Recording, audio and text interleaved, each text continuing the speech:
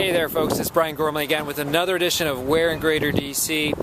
As people know, we film all over the Metro DC, Baltimore region, different location each week, and have you send your guesses of where we're filming to support at Cornerstone Properties homeinfo.com. That's support at Cornerstone Properties homeinfo.com. The first person to get the right location gets a free prize, whatever we're giving away this week. As many people know, we are into short sales. We negotiate and sell them, sometimes even buy them, and for free for homeowners and for agents alike. So take full advantage.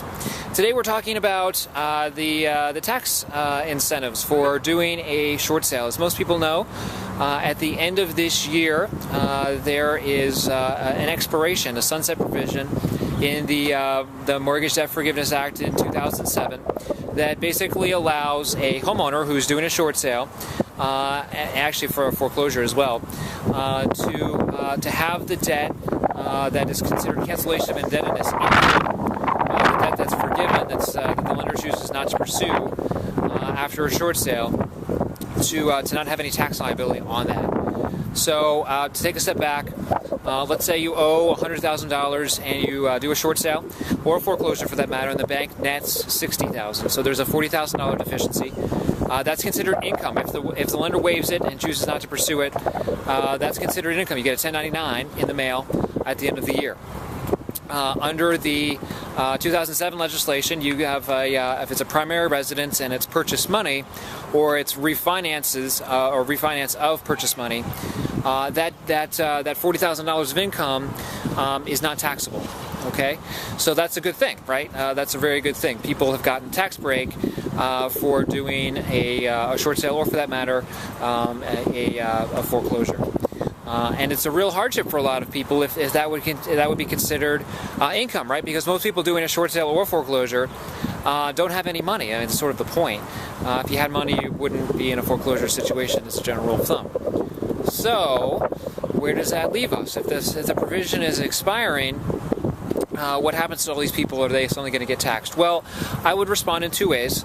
I think the answer to that is no, and here's why. Number one, there's still another exception that's historically applied, and it's called the insolvency exception. You take your assets and your liabilities, and you balance them against each other, and as long as you're insolvent, your liabilities exceed your assets, then you're going to have that debt forgiven as well. That applies to investment properties as well as primary residences. And HELOCs, when you pull money out, don't use it for your house, even if it is your primary residence.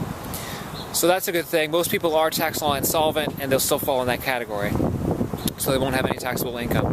The second reason why I think that most people are not going to be in trouble is that it seems unlikely that Congress, even though it's an election year, and you never know what's going to happen in an election year, if anything, you can bet on inaction during an election year. But it seems hard to believe that this provision isn't going to get extended, and I'll tell you why. NAR is the National Association of Realtors, as many people know, is a very powerful lobby in Washington. They have a lot of clout. They have a lot of senators working for them. It's hard to imagine in politics. You have interest groups, right? There are various people lobbying this way and that, and the difficult legislation, take healthcare for example, happens when you've got powerful interest groups that have interests that are pitted against each other.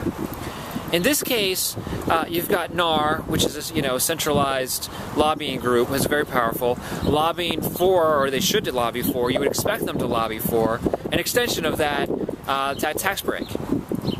And similarly, other real estate professional organizations, builders and so on, would probably be in the same general position. It's at least they wouldn't be against it.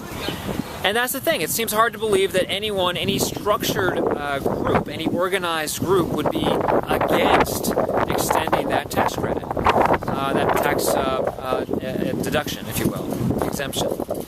And so if you have a strong lobbying force for it and not a strong lobby against it, then usually you get a good result, right?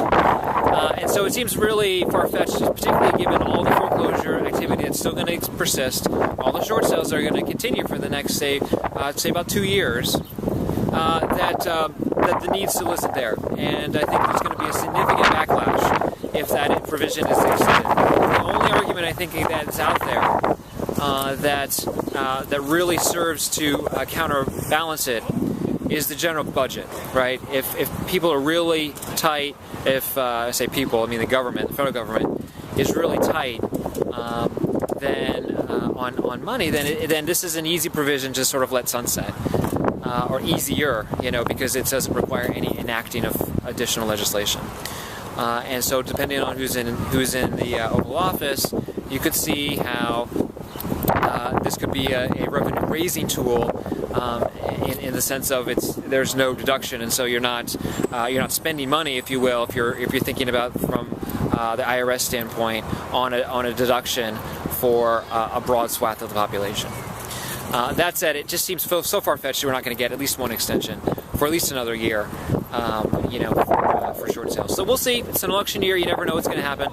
But that's why I think those two reasons we're still going to be okay for people who are considering doing a short sale. That said, if you are considering doing a short sale, get your short sale process started now, because you want that favorable tax treatment, particularly if you don't fall under the insolvency exception. So that's it for me. We are filming at a fun location. I'm not going to do a 360 like we normally do. The color of the building behind me is pretty much a dead giveaway. So take a look, send your guesses, support at cornerstonepropertieshomeinfo.com. By all means, weigh in if you have an opinion on this. I'd love to hear it. You can post on our site, or on YouTube, or on Facebook. Give us your thoughts and feedback, and I'd love to get a discussion and dialogue going. We'll talk to you next week. Bye-bye.